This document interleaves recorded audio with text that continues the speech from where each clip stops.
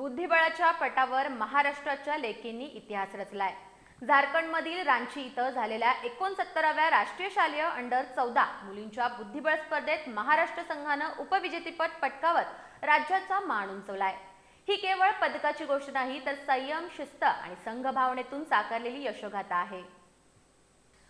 झारखंड राज्यातील रांची इथं school games federation of इंडियाच्या वतीनं आयोजित 69व्या राष्ट्रीय शालेय अंडर 14 मुलींच्या बुद्धिबळ स्पर्धेत महाराष्ट्राच्या लेकींनी दमदार कामगिरी करत उपविजेतेपद पटकावलंय। महाराष्ट्राच्या मुलींनी केवळ सामने जिंकले नाहीत, तर संयम, आत्मविश्वास आणि बुद्धीची ताकद संपूर्ण देशासमोर सिद्ध केली आहे। या प्रतिष्ठेच्या स्पर्धेत द्वितीय क्रमांक मिळवत महाराष्ट्र संघानं राज्याचा अभिमान वाढवलाय। या यशस्वी संघाचं नेतृत्व सातारा इथल्या तन्मयी घाटे यांनी कर्णधार म्हणून केलं। विशेष म्हणजे सान्वी गोरे यांनी 5व्या बोर्डवर प्रथम क्रमांक पटकावत सुवर्ण पदकासह बोर्ड पुरस्कार मिळवला असून मेहनत आणि धैर्य हे यश देतच असतं हे सिद्ध केलंय।